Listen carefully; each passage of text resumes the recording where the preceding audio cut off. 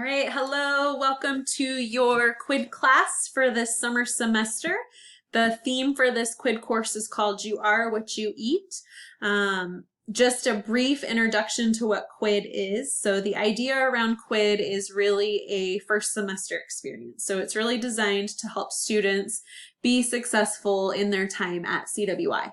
And so the way that we've developed CWID courses at CWI is there's a component largely, it's usually about 50% of the course, is designed around student success and how to be a successful student.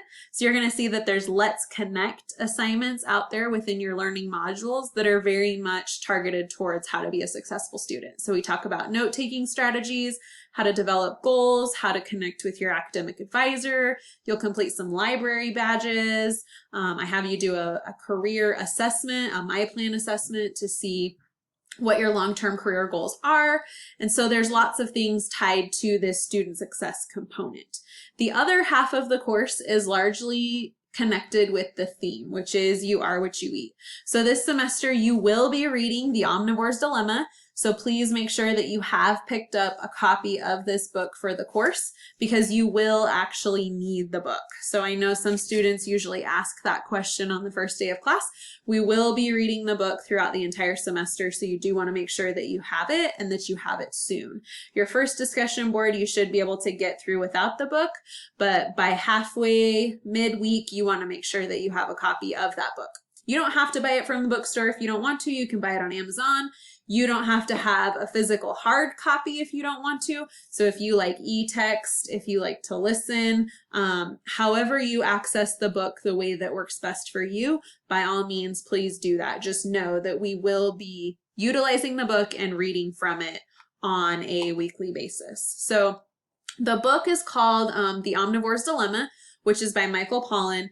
And essentially what he does is he looks at the history of 4 different meals and really connects it with how as human beings in our Western diet, we've shifted from hunters and gatherers and what kinds of things have really consumed our diet and what is on our plate. And so he looks at corn. So we'll spend the first couple of weeks in the semester talking about corn and how corn makes an appearance in pretty much every aspect of our Western diet and what that's done to us as Americans, and why we see probably higher rates of obesity and those kinds of things. So he really looks at different meals, the history around it, and really connects it with if we truly are what we eat, what is it that we're eating, and how do we connect ourselves with where our food comes from and how it arrives at our plate. So we focus on that. We talk about food. This course is not really centered around diet and what foods you should or shouldn't eat. I am not going to prescribe to you what you should or shouldn't be eating. I really try to take the approach of here's the information. Now as people engaging in the Western diet, should we care about this or should we not care about it? So I won't be telling you that there's one diet that's right for you or a diet that's wrong for you. I won't be telling you if you should go to a plant-based diet or if meat's bad or if meat's good. We'll talk about those things, but certainly at the end of the day, my hope for you is that you can just reflect on what you eat and then think about how your food choices impact you and maybe why they matter on a larger global scale. So we talk about food. I encourage you to eat food. So you're going to notice at the end of each unit, we talk about a meal, and then you have the opportunity to prepare that meal and talk with us in your discussion boards about the meal that you prepared and how it connects back to what we've learned within the course itself. So I want to go through and just give you a couple of quick crash course things within this course shell so that you're prepared. I always tell students to access Blackboard. Blackboard is the thing that we use. It's called our learning management system. It's how we deliver all of our course materials to you. And so you want to make sure that you're accessing Blackboard frequently and that you're accessing it through either Firefox or Chrome. A lot of students will try to use Internet Explorer and it doesn't have the functionality that you have if you're using one of those other web browsers. So make sure that you're doing that. Within this course, everything lives within a learning module, and every learning module has all of the information that you need in order to complete that for the semester. Because we're taking a 16-week course, which is what we traditionally offer in the fall or spring session, and we're condensing it down to an 8-week summer session, you're going to feel like things are moving super fast, super crazy. And I totally understand. I always tell students, if you're going to take a summer course, make sure that you're committed to it. Make sure you know what those necessary due dates are, and know that it's going to feel like you're probably living, breathing, and eating this QUID course, because we really are. We're rocking and rolling. We're taking those 16 weeks worth of material. We're condensing them down to 8 weeks, but we're still trying to cover all of the same things that we would normally cover within a fall or spring session. So please, this first week, make sure that you take that seriously, that you take some time to reflect, you look at your schedule, you look at the course syllabus and the necessary due dates. Essentially, what I do is I take 2 weeks worth of material that I would normally cover in the fall or spring session, and I condense it down and it's due in that week. So your due dates are always on Wednesdays for odd numbered modules and Saturdays for even number modules. So due dates are always going to be Wednesday or Saturday, and you have a very short window of time to get done what you need to get done. Within the learning module, that's where you're going to find everything that you need related to that specific week's material. So you want to make sure that you can go in and access that information. This very first module will be due on Wednesday. So you want to make sure you get in and you take care of everything that's due within this week 1. You're going to notice here that I give you a welcome announcement. I always post a weekly checklist. I find that students find it really helpful to know, like, what are those things that I need to be accomplishing by the due date. I always input this little "did you know?" I've found that students find it really helpful to just know what resources are available to them as a student on campus. This doesn't require any action on your part. It really is to just let you know that these resources are available to you as a CWI student. Because this is a QUID course and I do have assignments centered around student success, you will notice that every week there's also a Let's Connect assignment, which is how we accomplish those QUID outcomes. So in your very first module, we talk about how to navigate Blackboard. And I provide some resources out there for you. So there's a little navigation video that you can watch that I have created. There's a little navigating Blackboard tutorial, like how-to document that our IT department has created. And then the thing that you need to do to show that you know how to navigate Blackboard is to complete this Blackboard Basics badge. And so I give you the instructions on how to go out and access that badge. There's a couple of ways to do it.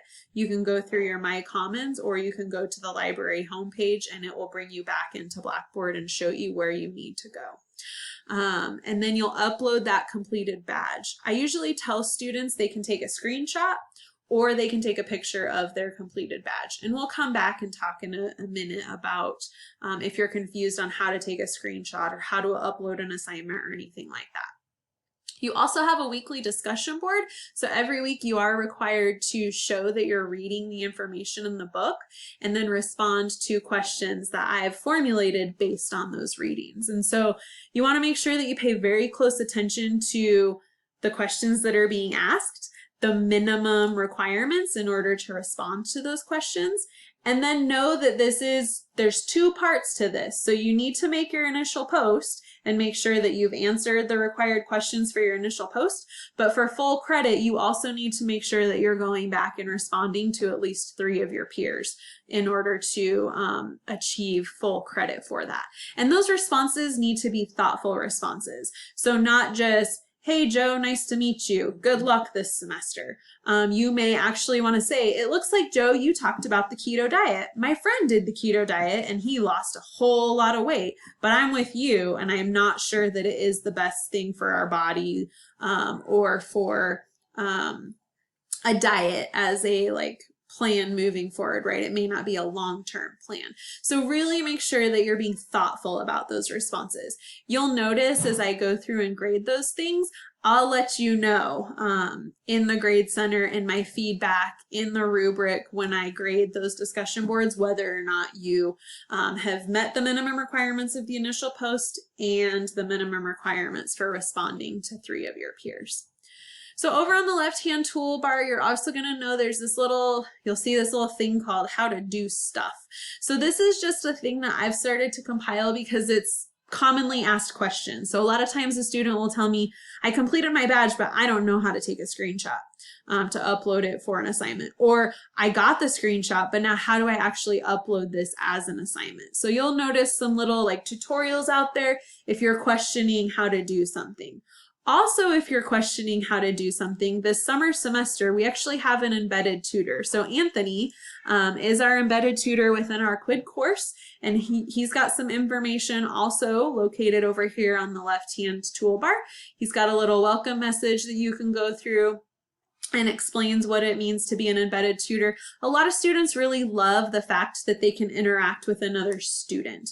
And so there is the option here for you to email Anthony for any questions that you might have. He's got a little discussion board here that he'll be monitoring if you have questions or need help with something as you're navigating through things.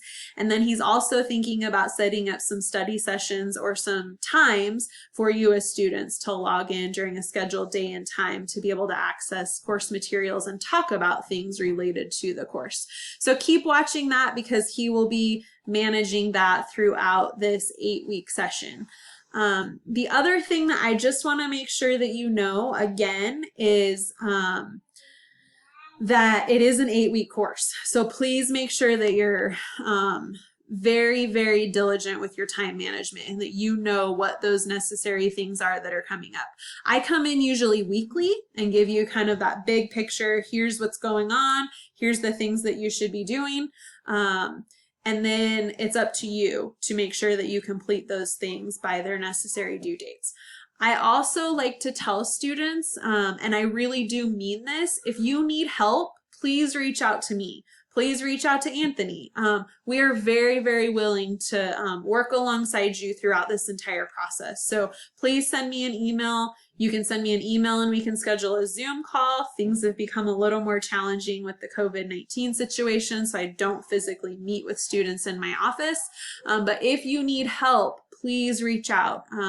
We're more than happy to help you navigate this process. For many of you, this is your first semester experience, and we want to make sure that it's a positive one, and we want to make sure that we're setting you up for success. I always tell students, like, do not be afraid of your faculty. We teach community college for a reason, and it really is because we have a passion for not only our subject matter, I love food, but I also genuinely care about student success. So don't be afraid to reach out, send me an email if something's not making sense so that we can help you navigate through that. So this wraps up the welcome announcement for this semester. Please, please, please, I hope that you take some time to mess around in Blackboard in these next couple of days to really understand how things are laid out. I hope you take some time to map out what those necessary due dates are and read through the syllabus so that you know what the plan is for these next 8 weeks. And then if you have any questions at all, please feel free to reach out to me. I'll be posting some announcements later on about who I am, some of the things that I love. I'll be posting some announcements about some fun things that are happening on campus and maybe some opportunities for you to get involved with the campus garden. So be on the lookout for those. The last thing I will say is make sure you're checking your student email. This is where I send announcements. This is where I send any questions that I might have for you.